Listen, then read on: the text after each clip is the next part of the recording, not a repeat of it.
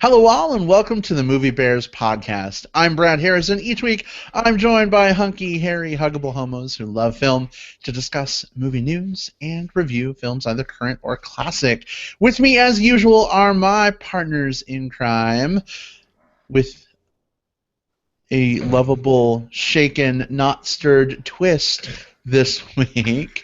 Jim Pugliafico, welcome to the show. Thank you.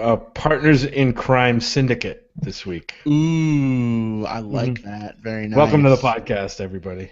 Very nice. And, crime willing, Will Lindis is with us as well. Welcome, Will.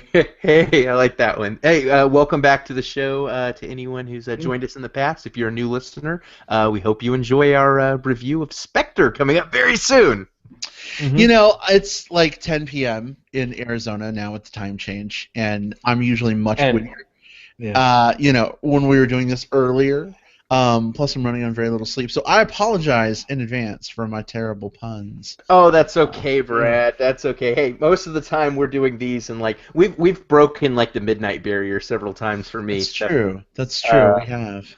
So I know the feels. I know the feels. So you're tired. Does that mean the puns are going to be worse than normal? I think they are. That's going to be perfect. Yeah. There's going to be some where, some for the highlight reel is what you're saying. That's true. Yeah, that's very true. Like when we do our 3rd anniversary show, which, oh my God, is coming up in a month. Believe it or not. We're there. It's so crazy. Oh my God, 3 years. We're gonna have some fun stuff to pull out of the archives, I guess, for that. But yeah. Anyway, so this week, guys, we have a big film to discuss. So big, I think we're just going to skip movie news. Sorry, those of you who love movie news. We may come back to it next week. But we're reviewing Spectre, the new James Bond film starring Daniel Craig. I think we're probably just ready to dive in, yes? Yeah, let's do this thing. Jim, are you good to go? No! Holy shit, it is a conspiracy. It totally is. Yeah. It totally is. Google has a license to kill Jim, apparently, because he's disappeared from the feed. Oh, he's back! Back from the dead! Yes, I am. Plot twist.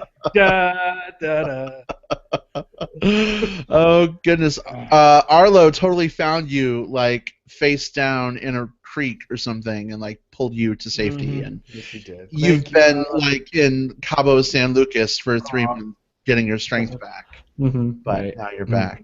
Is that how it worked?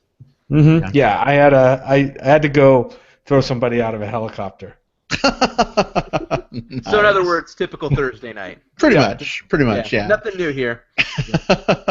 Well, guys, for those of you who have not listened before, and you may be new to us because typically we record on Mondays and we're recording on Thursday this week because we just got back from 5 days in Palm Springs and scheduling was crazy. Will, thank you for being willing to swap nights. Much appreciated. Hey, Will's always willing to swap. You might say I'm pretty versatile in that regard. That's pretty. I mean, from top to bottom, Will, you are always willing to go the extra mile to help us out on the show. Swapping where you have to. Oh my God. But all terrible innuendo aside, I just love talking movie with you guys. So any opportunity, be it a Monday night, a Thursday night, or a Sunday morning at 3:30 a.m., just let me know. We'll talk movies. Absolutely. Well, for those of you who are new, we'll just give you a brief rundown of how this works. We're going to talk about the film spoiler-free for a little while, give you our thoughts on whether we think you should check it out, and then we'll give you ample warning before we go to Spoiler Pound Town. I use that a lot. I think I wrote it on a T-shirt, guys. Take me to Spoiler Pound Town. What do you think? That would be. What we need to find out what the genesis of that expression is. Really? I thought it up. Did you? I don't know. Did you? Spoiler Pound Town? Well, Spoiler Pound Town, but Pound Town. Oh, Pound well, Town in general, and then where I would be interested in finding the Pound episode Town where is- it first showed up. Like, what Yeah. is the genealogy of spoiler Pound Town? Like, we know it Well, traces its roots back to Pound Town. We'll trace its back, but which we where know did is Brad the come origin into of this? pound cake. Yeah, all of that. Right? yeah, something like that. Yeah, Yeah. I just tried to Google what is the etymology of Pound Town, and it's not really bringing up anything helpful for me, believe it or not. Believe it or not. So maybe you did invent it. Well, I didn't Stake your invent. claim. I didn't invent Pound Town. I've heard that before, I think. Okay. Maybe. I don't know. But anyway, that's neither here nor there. Here we go. Our discussion of Spectre. Spectre, if you did not hear me. Spectre. Spectre. Spectre.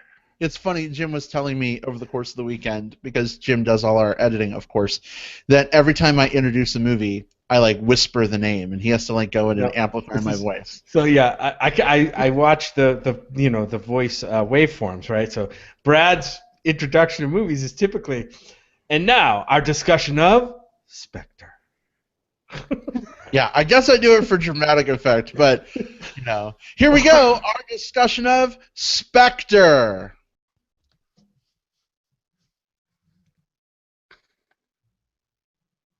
All right, was that good enough, Jim? Was that loud enough?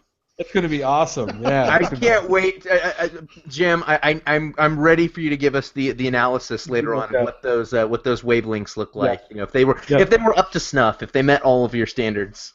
Yeah, I mean, this is why I enjoy editing the show. I can learn a little bit about voice analysis. Oh, okay. That sounds like if you were to ever get a career as like a secret agent, that sounds like a skill that would probably be a good one to have. Like, right. You'd be working right there beside Q. In the secret lab. Yeah. Nice. Mm-hmm. Coming up with all those gadgets and analyzing everything and giving him that secret agent edge that he has all the time. Would they shoehorn in like a voice analysis segment in like every Bond movie from here on out? Just like, oh, we got a phone call, but we don't know which supervillain it is. Oh, let's get Jay on the case. It'll come right before the car, right before they show the car. You'll see, yeah, and that's good too, because if you come after the car, everyone's gonna be like, oh, just get back in the fucking car. Like, we don't want to see the wavelengths. We want to see like the $100,000, $200,000 car. Oh yeah, absolutely. Is that an Aston Martin? I forget. I don't know. I don't know cars. Someone asked me afterwards, like, "Hey, did this have the typical James Bond Aston Martin?" I said, "It was a nice car. It was a pretty car." I'm not a car person. Hey guys, we have our first live interaction of the show this week. Are you ready? Yeah, let's do it. Are you ready? Yeah. I will put the picture up on the screen, guys. These are our friends. Steven and Sam. Hey! And we've been hanging out with them the past few days. Hi, guys. They literally, I just waved at the camera. You can't see me because I have your picture up. But they literally just left our house like 10 minutes ago. But, guys, glad to have you listening. We actually saw Spectre with them in Palm Springs last weekend. So, yeah. That sounds like a lot of fun. Yeah, absolutely. Absolutely. Hey, guys. Glad to have you with us. Yeah, we actually had, there were, how many of us, Brad? Like 14? We had 14, I think, yeah. Yeah, 14 dudes showed up to see Spectre, so we brought the gang. That is a hell of an outing. Good job, guys. We did. Well, we had most of the guys in the house that we were staying with all weekend. Like, most of us went, and then Sam and Steve joined us, and it was a good time. It was pretty good. I got my Cinemark Star Wars glasses for last week. They're doing that whole. They're sweet. They are cool. Have you seen those, Will?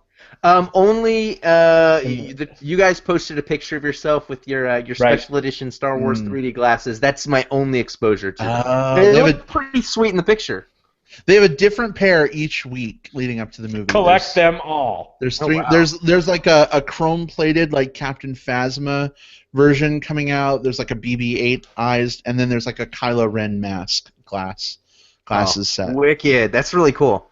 Were any of the previous movies in 3D? Do you know? Don't believe so. I No? could be wrong on that. Well, I don't- they did some 3D re-releases of episode 1, but I think that's where it stopped. Yeah, but I don't remember the original releases being in 3D. I Yeah, gotcha. yeah, All right. I was definitely. gonna say you could, bring all 4 pairs and like watch, use a different pair for each movie or something. Could. Oh, especially could. if you're doing like the movie marathon, like the If, yeah, people that are which- doing the Right. full day.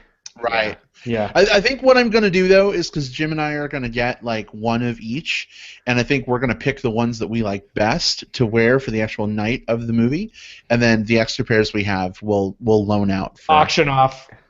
That's No. Auction off for gas money. We're not giving them away. Those are going to... Are you that? You guys don't need gas money that much. Like Brad, I saw the look on Brad's face Well, right all there. right. He's like, Popcorn "We'll fucking walk. We're keeping these glasses." Right? Movie refreshment money. Who couldn't use There you more? go. There you Well, go. I mean, Could use like more of that. at that point, it's like if you're seeing it at the Cinemark, was it like $40 for soda? Yeah. It's not quite that bad. Yeah. Anyway, but yeah. So Spectre, Jim, why don't you give us the brief setup of this one and your initial spoiler-free thoughts? Whether you think you should see it. What do you think? Sure. I'm just going to give you the fancy synopsis from IMDb this time. How's that? Do it. Would that be okay? All right. So, a cryptic message from Bond's past sends him on a trail to uncover a sinister organization. While M battles political forces to keep the Secret Service alive, Bond peels back the layers of deceit to reveal the terrible truth behind Spectre. Donna, Donna. So, anyway, what we have here is the latest James Bond film, of course. This is actually the 24th James Bond film in the entire series, which is pretty fucking amazing if you think about it. Like how many films they've put out and how long this franchise has been running. This one stars Daniel Craig as Bond. He's played James Bond in the last 4 movies, counting this one. I can't think of them all. Maybe you guys can help me. Obviously, he was in Skyfall, the previous one. Was he in Casino Royale? Yeah, Casino Royale, Quantum of Solace, Skyfall, and then this is number 4. Right. Skyfall. Hey, Adele. All right, Adele. Hello. This one stars Christoph Waltz as Ernest Blofeld. This character, and I don't know a lot of Bond history, so all you Bond history buffs out there, you're going to take me to task. Write into the show and tell me how bad I suck at being an expert in Bond stuff. But anyway, and we should probably be careful with the Christoph Waltz. yeah, I guess we should. But Yeah. he's in the movie. This one's directed by Sam Mendes, who also directed the previous one, Skyfall. I guess Spectre has appeared in a previous Bond movie before, and I did not know this, but it was in 1971's Diamonds Are Forever, which, by the way, it's curious it's that movie because when I was a boy of 11 years old in 1971, just gave away my age, the very first Bond movie I saw in the movie theater was Diamonds Are Forever. And I don't really remember much about it, other than I didn't think it was very good at the time, and it doesn't have, it doesn't rank up there as one of the best Bond films. But it is kind of unusual that that's the one that kind of broke my Bond cherry, if you will. So this one has several of the recurring Bond characters in it. M, as I mentioned before, played by Ralph Fiennes in this one. Q is Ben Whishaw, who we remember as the voice of that lovable bear in Paddington, and which is a film that I loved way more than this, by the way. Ooh, tipping your hand. Tipping my hand a little bit. Eve Moneypenny, played by Naomi Harris, is in this one a little bit. And then there's some new characters. We have Dave Bautista plays a character, and we'll get more into that in spoilers. Léa Seydoux is the let's just say the female interest in this movie. So I gotta say that I thought this movie was a bit of a step in the backward direction for the Bond series. There was enough flash in this movie. There were certainly some great set pieces in this movie. I loved the opening sequence, and that's not the opening credit sequence. I know that Bond movies, have noteworthy opening credits, which we'll probably talk about. But I love the opening sequence in this movie. There was the whole thing's filmed like it was almost one shot, but I don't think it really was. But that's the way it was meant to look, and I thought it was very effective. And I'm like, wow, they're really onto something here in this movie. But quickly, there were a lot of times in this movie where it just felt dull, and that they were retreading familiar ground, not offering anything new. Daniel Craig's performance was okay, but I gotta say, he's just not, for me anyway, he's just not a very charismatic character, at least in this James Bond outing. I did like the Dave Bautista character. They didn't give him a lot to do, but I thought what he did have to do, I thought he served the purpose very well, and some of the best scenes in the movie were action scenes, which he was in. I really liked. So it was good to see him getting some more. There's just not much more noteworthy that I want to talk about in non-spoilers here. I don't know. I'll let one of you guys take it away. Yeah, I think for me, this was a step down too. I was a huge fan of Skyfall. I not so much Quantum of Solace for me. Loved Casino Royale, but this one was a bit of a snoozer. I don't know. It just seems like, is Daniel Craig getting a little played out as Bond at this point? That's a question that I'm wrestling with.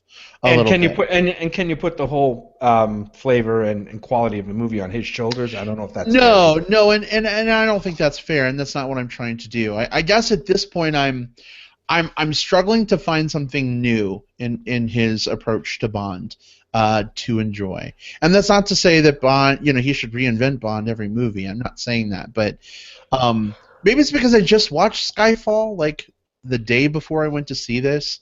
But it just kind of felt like, where's the growth of the character a little bit? And we'll get more into spoilers. Some things happen with some other characters that he's involved with, and it just felt like kind of a retread for me, and a less effective retread in some ways. But some of the action stuff was great.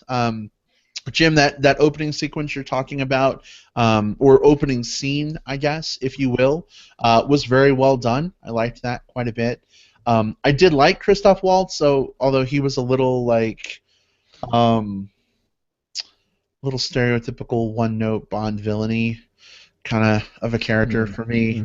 But I think, I don't know, gosh, we've had so many spy movies this year. We've had Spy, we've had Mission Impossible, we've had The Man from U.N.C.L.E. Kingsman, Secret Service. Maybe I'm just on spy overload right now, but I'm just kind of like, I wanted a little more. Maybe that's bad expectations on my part, but I was looking to Spectre to be the one to show the others up. To be like, you know what? F you, Kingsman, Secret Service. This is how it's motherfucking done. And I don't know. It just kind of felt a little milquetoast to me. I liked it. I was entertained by it. I wouldn't say it's a bad movie. I would say go out and see it. It just I don't know. It didn't have a license to thrill me, I guess. Aww. But yeah. Will, how about you? Where did it fall for you? It's really interesting. You mentioned that there's been so many spy movies this year, and when you think of spy movies, James Bond is really the prototype, right? Like, this is the guy that all other spies are compared to. And so you kind of expect him to be held to a different standard. Like, you'd expect your Bond movie to be the best of the year. Spoiler alert, it wasn't for me. Some of the other ones that we saw, did the spy thing way better than Spectre did. The things that you're looking for as a James Bond fan are here. You've got your loose women and your fast cars and your cool gadgets and your explosions and your shaken not stirred. All of those elements are here. And if that's what you're looking for from a Bond movie, that familiarity, like those elements to basically checking off the boxes, you're going to be fine with Spectre. You're going to have a perfectly serviceable time at the movie theater.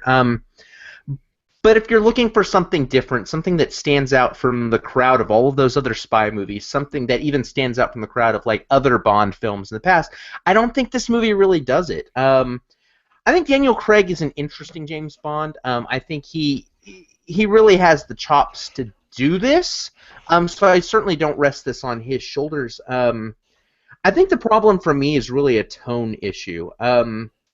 When I think back to classic James Bonds, you've got the Sean Connery Bond was always a little bit more dangerous compared to like the Roger Moore Bond, who was a little more campy.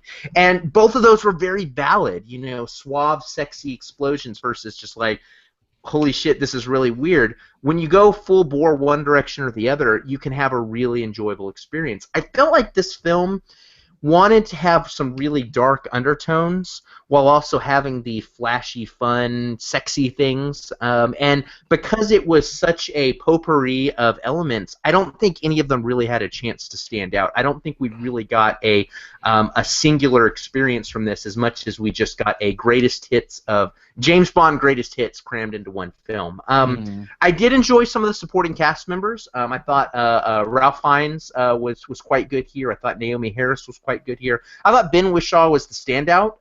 Whenever he was on screen, I enjoyed what I saw. Problem I had was that these characters were really, I don't even want to say underutilized, but they were awkwardly utilized. You see a lot of them for parts of the film, and then they just kind of disappear for a bit, and it didn't feel organic. It didn't feel natural. It just felt like we need to focus on the James Bond stuff, so fuck these guys for a bit.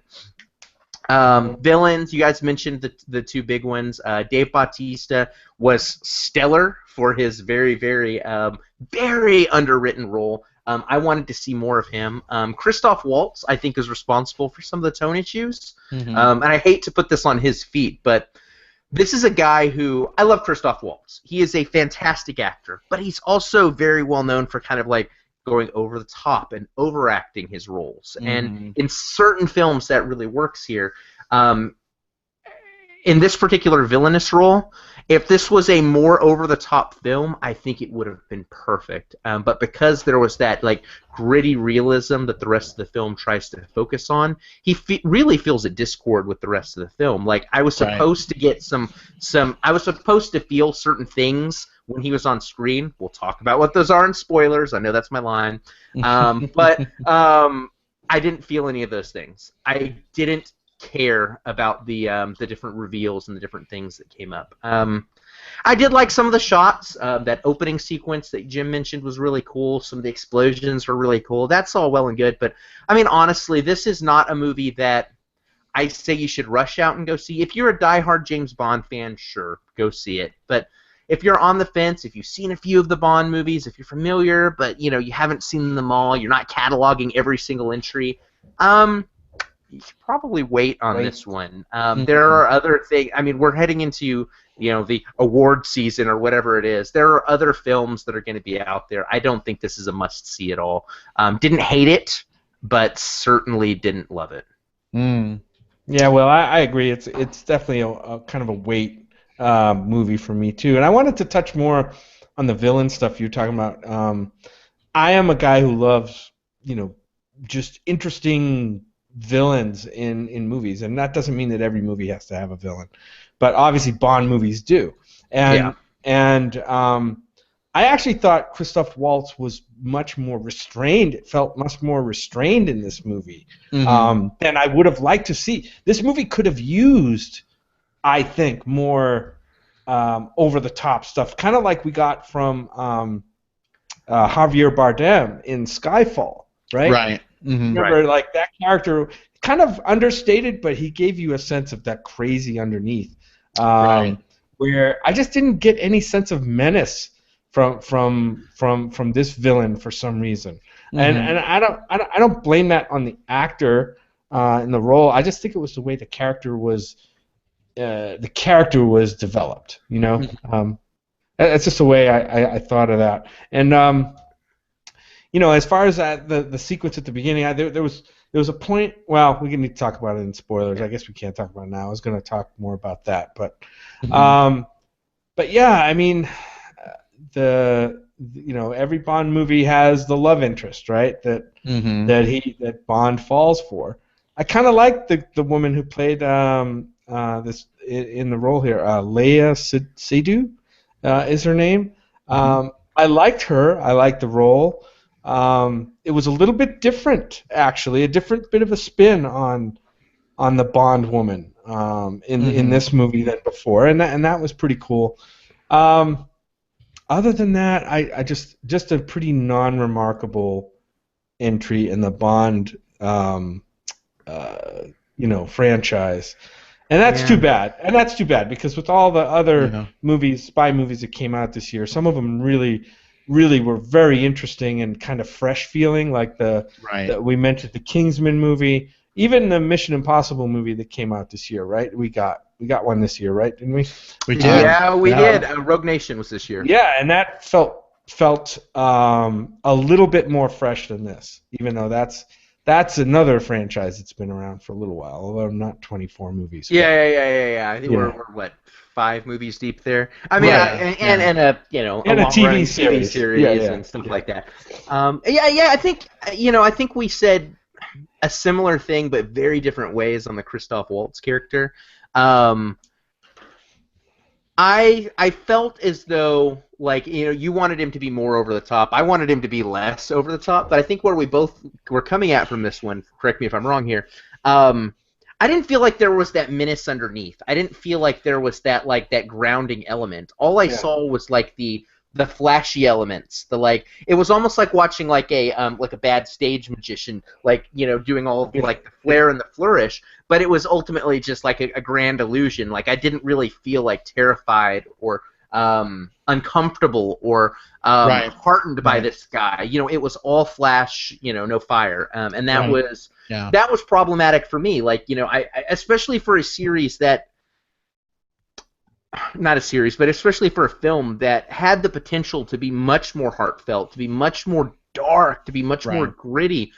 Even in the title sequence, the Sam Smith and like the title sequence, it was a darker title sequence than we're used to. Yeah. Usually these are more peppy and upbeat and like music to bang super spies to, but this one feels like.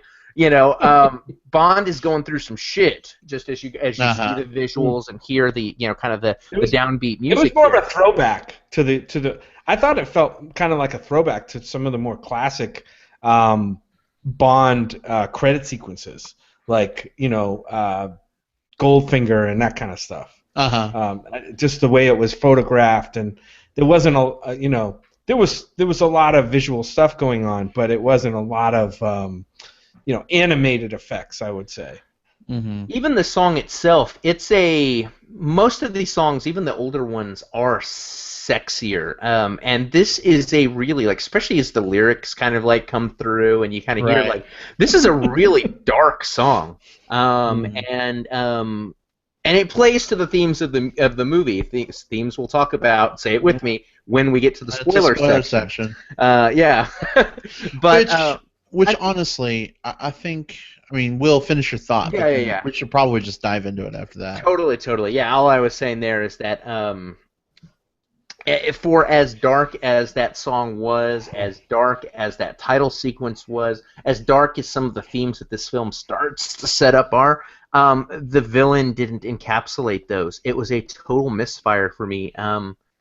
And I think that's, if I could really lay the problem with this movie in one spot, and I think there's multiple problems, don't get me wrong, but if I could really fix one thing, I would fix that Christoph Waltz villain, because I think we'd have a dramatically different movie if we just rewrote that character with a little more gravitas. Agreed. Well, guys, I think we should probably just get into spoilers. We're dancing around it quite a bit, and I think at this point the consensus I'm hearing, just to sort of encapsulate, is worth checking out, but not the best of the Bond bunch, right? Yeah, not by a long shot. If I'm giving it a recommendation at all, it's like the very minorest recommendation possible. Okay. All right. Well, spoilers are officially fair game. If you are hanging out with us live and you have not seen the movie yet, feel free to step away for about 15 minutes, come back for plugs. You definitely do not want to miss those. We've got some cool stuff we want you guys to know about. Otherwise, I want to kick things off with a discussion of the new Bond girl for this film. Jim, you had mentioned that they kind of did something like new and interesting with her. Yeah, they kept her alive. Well, there's that, yes. Yes, she lived at the end, I think. There is that. But spoilers for the movie, again, fair game. So Bond gets to go off with her at the end of the movie, right? He apparently gives up bonding to go bond with her. And at least that's the impression that I got at the end of the movie. But I feel like that wasn't super well earned throughout the course of the film. I look at his relationship with Vesper Lynd, for instance, and one of the things they were trying to do in this film was show that, like, yeah, he had this history with Vesper, and now there's this new girl, and she's the daughter of an assassin. And remind us about Vesper. She was the woman in Casino Royale. She was like an agent of the Treasury or whatever, and she was responsible for the money that Bond was being loaned to play in the tournament for that film to try and get close to the bad guy. And it turns out, no, wait, she's actually an agent of this and doing this and double cross and da-da-da-da. And he loved her and she really loved him, but she was being pressured and she ended up dying, you know. And spoilers for Casino Royale. Whatever. And he was devastated. He was, like, destroyed. Like, right. She was the first woman that could really understand him, like, on that level. And it destroyed him. And so in this movie, now it's like, okay, we have the daughter of an assassin. She understands the life. She's been there. She's like, I'm not going to go back to that life, whatever. And now he ostensibly gets to go have his happily ever after with her. But I just look at how well that relationship with Vesper was crafted in Casino Royale, and I don't I don't feel like this relationship was as authentic on that level. And Will, you're shaking your head. Is that? I mean, do you agree with me? Yeah, I'm shaking my head in agreement with you. In that I don't think there was a lot of chemistry between Craig and Sidhu. I think that she's a perfectly fine actress. I think she played her role just fine. I don't think her character was terribly fascinating for me. I think the most interesting element to her is she is. Correct me if I'm wrong, but I think she's the first leading Bond lady who had a character connection to a character from a previous film in her father. Right. And so, I mean, that certainly gives her some weight within the series. And certainly kind of her role in this one was like, hey, I'm actually really smart. You're not going to be able to seduce me that easy, Mr. Bond, until he's able to very easily seduce her. Till the next scene. Yeah, it's like, I'm going to make you wait a good 30 minutes before you get in these pants, mister. Or you get the bone, the Bond bone. Yeah, before she gets some of that bondage. But I she's fine. But you're right. I don't feel that in sequence was really well earned or really well justified. It felt very much like kind of the same thing. A problem I had with the rest of this film. It felt like they didn't know what else to do, so let's put them driving off together. And the next movie, she may or may not appear in it again. At this point, I don't feel like they have that level of foresight. I could be terribly wrong, but I feel like this is going to be one of those plots. She may or may not appear in another Bond movie. She may just be completely written out between films. Yeah. There's something will show up that indicates that she was there, but she's not anymore. Hey, we got a comment from Felipe, friend of the show. Felipe. Yes, Felipe. How are you out there? I figured you'd be catching this movie. Anyway, he has a comment on the movie, and he says, while I enjoyed Spectre, I felt the movie was missing a bit of the edgier Bond that was in the previous Daniel Craig Bond flicks. Yeah, and that's an excellent point, and I said to somebody after this movie that this was a by-the-numbers Bond movie. Will, you hinted at the same thing. It had the same ingredients, but it just wasn't. This movie's was kind of lesser than the sum of its parts, if that makes any sense. It had all the pieces of a good Bond movie. It just didn't come together, and I think that's because they just didn't go for anything different. They never stretched for the ring or tried to do anything different. But good point, Felipe. I think that's what kind of we're all saying, that absolutely we wish this movie had something a little bit different or a little bit more to wow us. And I want to go back to that sequence, because that opening sequence. There's the whole Day of the Dead thing. I think they're in Mexico City, if I'm not mistaken. And they're going through the street. They got the costumes on. They follow them up the stairs. They get into the bedroom. He changes. Boom, he's Bond.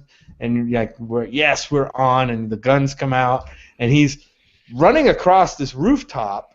And the shot there was pretty amazing. Like, he's walking across like the edge of a roof with like this whole festival going on out in the streets below him, probably 4 or 5 stories down. And man, that looked incredible. And I scratching my head, I'm like, is that green screen? Because it certainly fucking looks real. And if it's real, that's ballsy to have your star like running across the edge of a roof like that.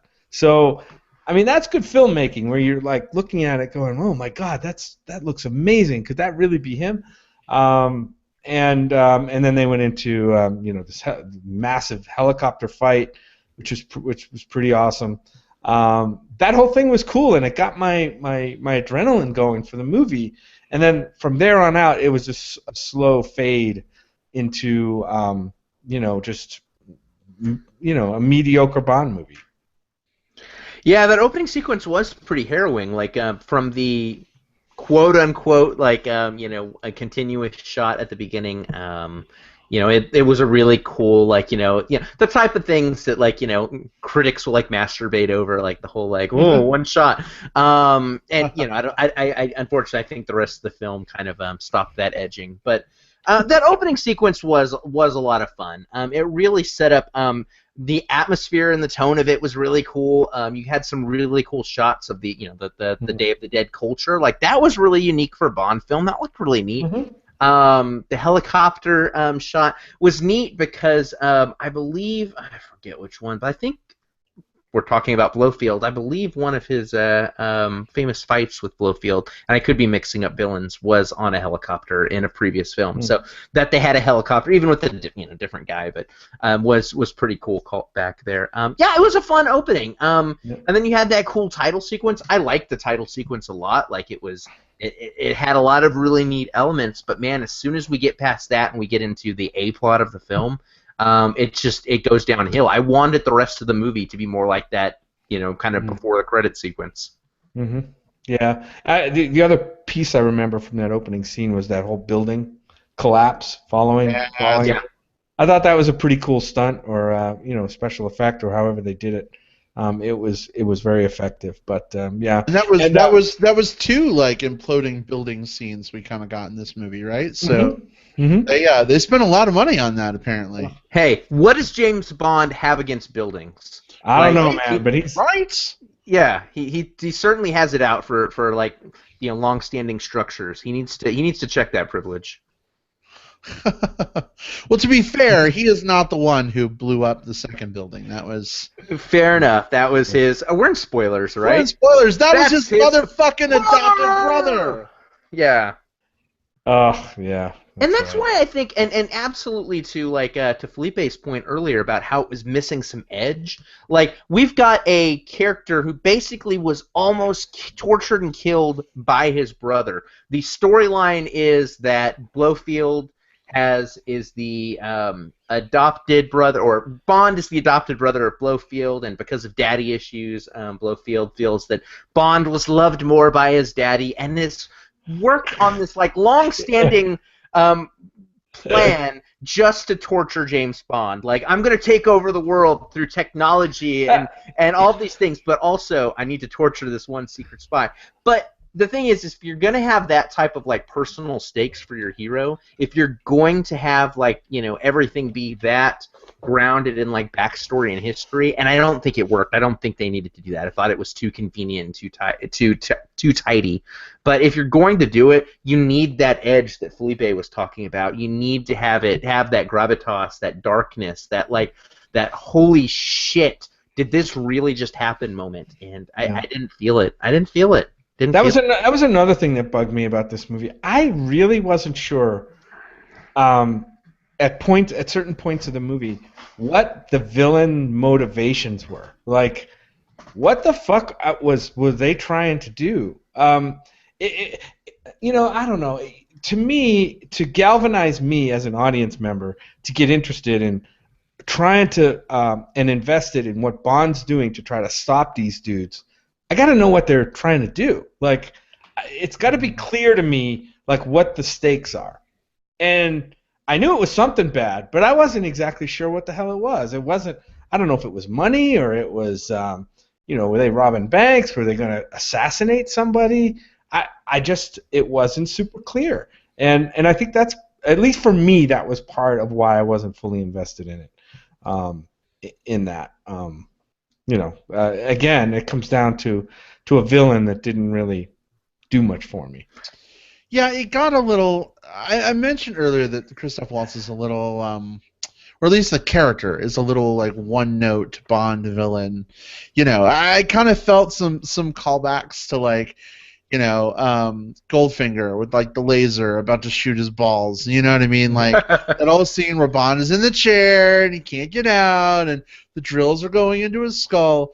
Which, by the way, like how he could get up and be functional after that, I don't know. That must be pretty amazing Bond. The next sequence, like he gets flattened by an anvil, shakes it off, and keeps walking. Right? Well, didn't they inject him with some shit at the beginning of the movie? Well, Smart Blood just had shit to track him. It wasn't like healing. It wasn't like a healing. I thought there were nanobots that like did something in his blood. The nanites in his blood, they basically made it to where Q could track him. So like It's basically like you've constantly got Find Your Friends pumping through your heart. Right. Exactly. It's like find my iHeart. Yeah. You know what I mean? Like that's all I meant. Okay.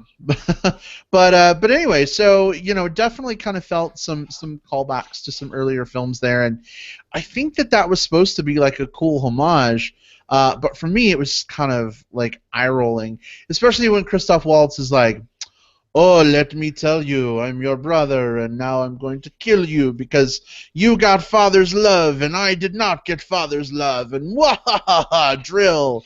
And I think I'll go over here and pay attention to my monitor while you escape from my dentist chair and blow me the fuck up. Yeah. Right? I'm like, are you kidding me? Like, this is like the big bad villain like going down. Yeah. And obviously he didn't because we had him later on in the movie or whatever. But I mean, was that eye roll worthy for you guys as well? Yeah, that and the whole and here's the two tropes that that pick on, right? You have the computer nerd, and who was it? Was it Q in this movie? Right? The computer nerd at the keyboard, like. Oh, hold on. Hold on. I totally have to hack the Pentagon. Right. And I'm in. Oh my God, I'm in. Yeah, I'm in. And then of course, the 3-minute timer. You got the 3-minute egg timer. Oh my God! In 3 minutes, it's gonna blow up. Don't worry, he'll make it out at exactly 1 second left. Yeah. But I mean, and those are just examples. I mean, not to pick on the little things, but hey, these are things that you can subvert expectations on and make a movie go from just mediocre to, hey, that was pretty cool the way they did that. But this movie did not do that. Or hey, even if you, go ahead. Check it out. My typing totally looks like it's code. Oh, totally is. Like you just have to. Brad, if you get a call from like the government because you just accidentally hacked into some sort of like super secret file, I just want to disavow any knowledge I have of this conversation. My bank account just went to zero. Oh, great.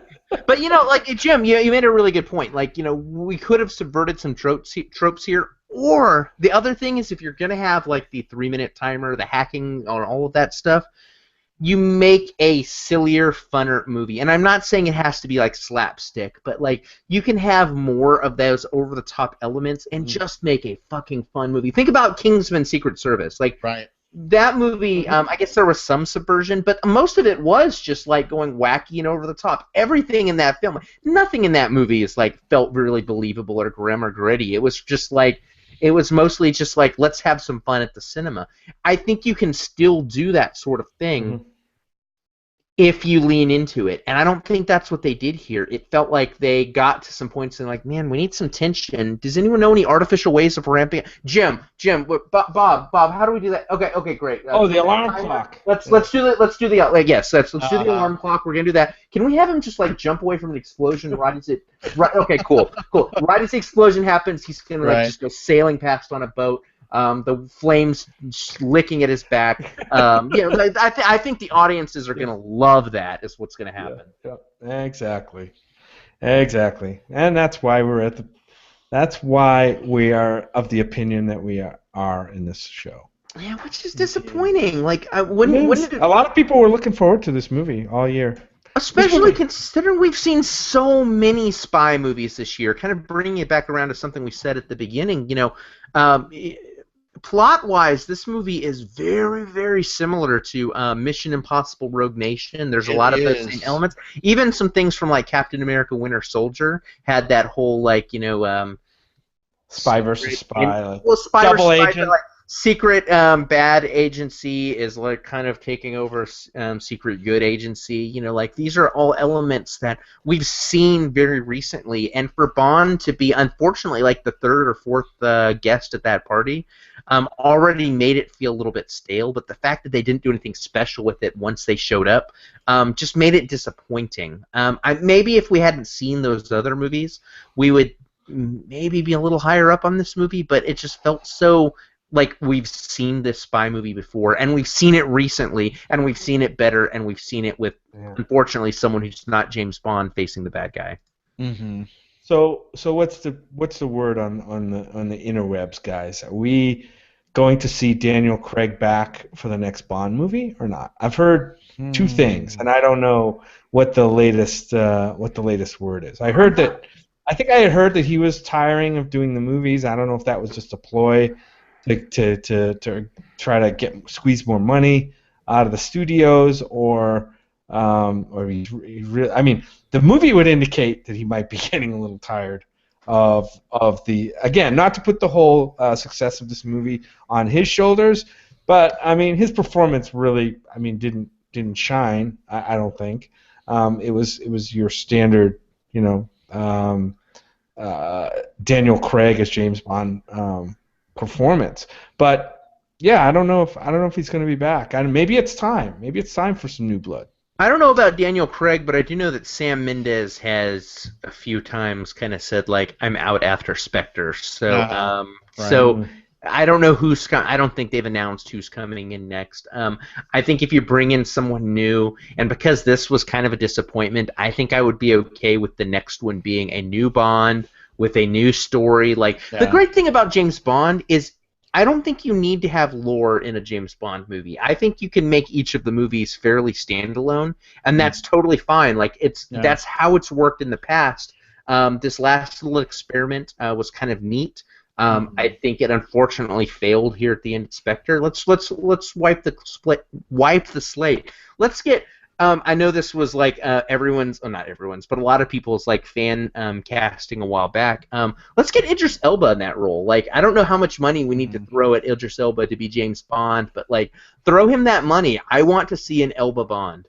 I don't know, man. Somebody had mentioned Tom Hardy. That was me. I totally want to see a Tom Hardy Bond. I think he'd be awesome. Well, the thing about it is, I co-sign it, not necessarily because I see him as a great Bond, but because I can't see Tom Hardy as a bad anything. If you told me, you need someone to play the latest, Powerpuff Girl, and it's going to be Tom Hardy, fucking do it. Put him in the role. Let him play whatever he wants. That man can be in every movie, and I would be okay with it. Yeah. Well, guys, have we? Oh, actually, no. I had one more thing I wanted to talk about. Do it. Fines as M. Are you guys on board? I got to tell you, he's a super milquetoast M for me. Like, not that we had to have Judi Dench because I know she's moved on to other things, but he just feels like such a hollow, like non-impactful character to me. Like. I wouldn't put that on him. I think he was perfectly serviceable as M. I think they tried to go out of their way to give him some interesting things to do. The problem is they didn't go out of the way in the right directions. Like I felt like he was basically playing the Jeremy Renner role. He was playing like the Jeremy Renner role from Possible for a lot of this movie. And again, I just saw that movie like this year. I felt like what he did with the material was fine. I think if we had a better script and a better movie, I think we would be higher up on him. Yeah. No. How about you, Jim? I think you could have put anybody in. The way they wrote that character in this movie, you could have put just about any actor in that role. It was such a bland character. There was no real personality. You didn't understand anything about that character, and it was weird because we know it was Judi Dench, right? That did that's did right it before. Yeah, and I mean everybody loved the Judi Dench M. So what's the difference? I mean besides, well, one's Judi Dench and one's Ray Fiennes. They're both great actors. So I just have to blame the writing there. I don't blame the actor. I totally want to see Godzilla as the next M. I think he would. Godzilla. Just put anyone in that role. Like the next one is going to be, let's say, Carrot Top. It could have been Max Headroom. I mean, it would have been fun. I totally want to see like a cut of one of the Daniel movies with Judi Dench removed, and every time she's supposed to be talking, it's just Godzilla like roaring and wiping his mouth. Nice. That'd be awesome, right? I would see that movie. Totally. All right. How do we feel about moving on to some plugs? Are we ready to move on? Sure, I'm a little disappointed. I had this like line built up. Like I wanted to drop the line "Octo Man Pussy" somewhere in, just because it's like a little bit disgusting. And it fits with the and unfortunately, like it never came up naturally. So I'm just gonna awkwardly plump it right here at the end of this discussion. Just like let that percolate in your brains like later on. Just like as you're driving, as you're doing your commute, I want this word to pop into people's brains and go. Fuck you. Think about it this way. Uh-huh. There was an Octopussy movie, right? Yeah. The symbol of Spectre is an octopus. Okay. Yeah. And Spectre seems to be mainly populated by men, right? So you could say, since the head villain went down like a bitch, that he's an Octo-Man pussy. Also, because he had nothing but daddy issues and that was his plot line, you could say that he was the Octo-Man pussy, So I don't know. I feel terrible saying that so many times. Now I'm going to take back all the thing about like, I want this line to like resonate with people during their commute. It's now in my brain and I hate myself for saying it. So I'm right there with you listeners who are just like reaching for the switch right now. I get you. Stick with us. We're about to do plugs. It's going to be a lot classier. We won't plug your Octo-Man pussy. But we will. I'm out. Oh, God, Brad. Oh my God. Hey, you opened that can of Octo-Worms. I did. I opened it wide up for you. Yeah, you opened that Octo-Man pussy wide up, so... This is what happens when it gets... this is what happens after, I guess... Well, it's not after midnight. Fuck, I was going to make a Gremlins reference, but it's only 11:30 here. Oh, goodness. All right, well, plugs. I am going to plug a movie that I actually thought, believe it or not, was better than Spectre, and you guys can all heap your hate on me. I will take it. Put that hate all over me. I want to plug Spy. I just watched it again last night with Steve and Sam, who we showed you a picture of earlier. I forgot how funny that movie was. Watching it again, I loved it. And obviously, it's not meant to be a serious spy movie. It's not trying to do what Spectre was trying to do. But I appreciated it a lot. It's on VOD right now. You can go out and rent it. It's on Redbox. Definitely a fun movie to check out. It's actually got me wanting to watch Mike and Molly a little bit. Like I'm feeling like I need more Melissa McCarthy in my life. So, love in my heart, gun to my head. Duly noted. Anyway, I have a story about that too. We'll Yeah? get into later. I hope. Go for it. I mean, do it. Yeah. So I read somewhere that this whole thing about Effie on Will. Did you watch Project Greenlight? I did not. Oh, gotcha. So Effie, the producer on the show, if you ever get to watch it, and this isn't really a spoiler, she says duly noted quite a bit. Duly noted. Did you know that she is either the head of or works for a production company called Duly Noted Inc.? Really? So every time she said that, she was plugging her own shit. Wow. Yeah. Think of it that way. Interesting. Movie Bears podcast. Yeah. Duly noted. Duly noted. Yeah. Anyway. Will, you gotta just look up a clip of her or something so that you get it. She has this she's so condescending when she's trying to tell you that your viewpoint doesn't matter and only hers does. I've made 17 movies. She was she was the driving force behind 17 movies. So she knows what. Some of them shorts, by the way. I'm right now Googling Effie Brown. Effie Brown. And sure enough, dulynoted.incorporated.com. Right. I found her LinkedIn. God, the internet's crazy. I will find I will find some videos of that. But it's like you say hey, I really have this great idea that maybe we could try da da da da, and she's like, well, love in my heart. Not really. I hate you. Gun to your head. Duly noted. Let's do what I want to do instead. It's pretty crazy. I thought you guys were trying to talk me into watching this video clip, but that right there is you have to. It's delicious. It is delicious. The series is really something to watch. It is. I think the resulting movie I heard was pretty terrible, but the series is interesting to watch as a reality show. Don't think of it as a documentary. It's a reality show. Gotcha. Indeed. Anyway, that was my 25-minute plug. Will, what have you got? I'm also going to plug a movie that is better than Spectre, and it's not one I was expecting to plug coming into this one. Guys, I kind of like the Peanuts movie. Oh, nice. Yeah, I watched that earlier this week, and it's kind of a light, fluffy movie. There's not a lot of emotional heft, or maybe there's a little bit of some heart to it, but there's not a lot of real depth to it.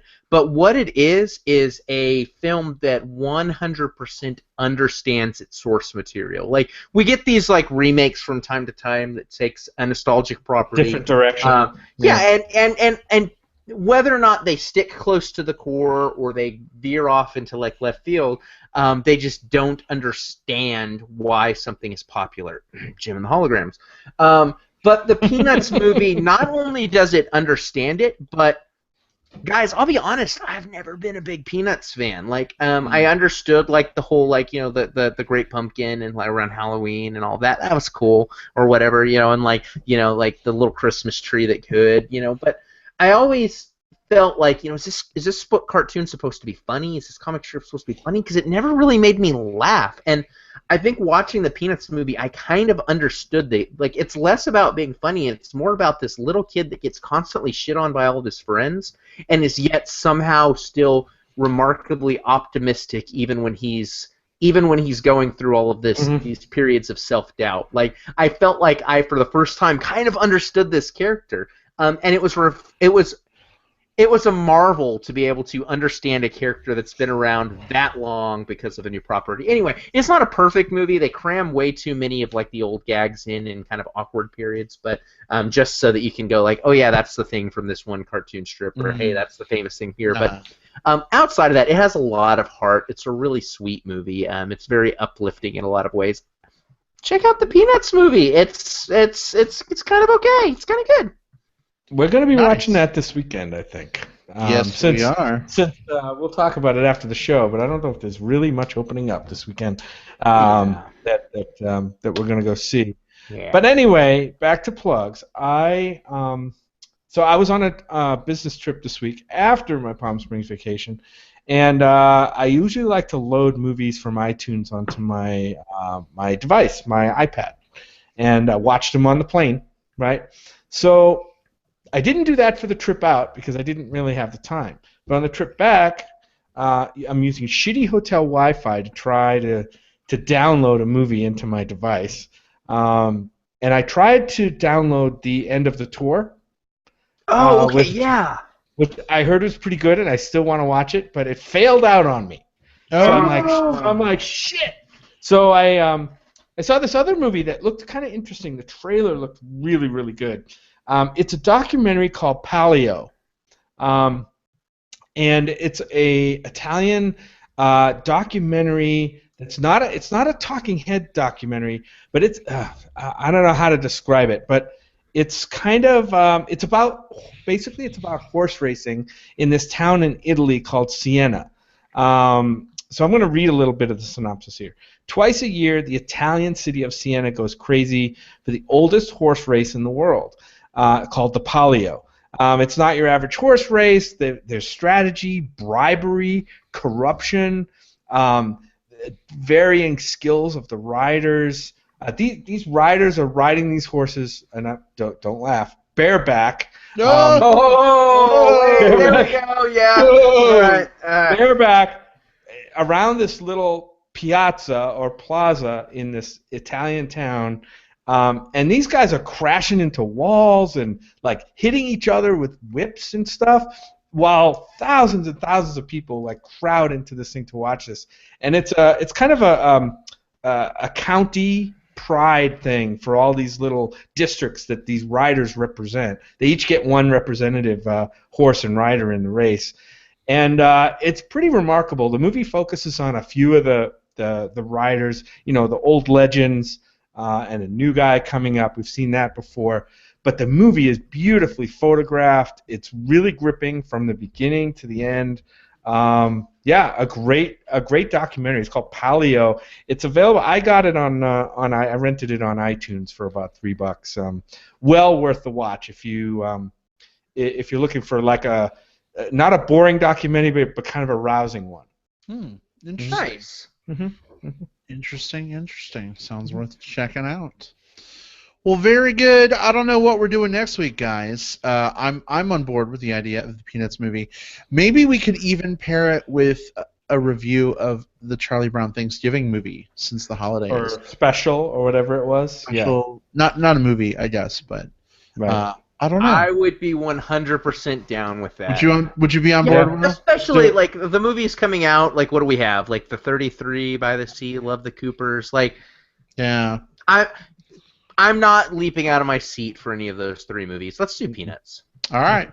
It has been decided. Hey, so that means listeners, like, if you're listening right now and you're like, you want to play along with the Movie Bears podcast home game, go see the Peanuts movie this week so that you're ready. You can listen to the spoiler section next week. That's right. Mm-hmm. That's right. Come on this journey with us. The journey through Charlie Brown's tormented childhood. Oh, good grief. Anyway. All right, everyone. Take it easy. We'll see you next time. Good night. Bye. Goodbye. Bye-bye.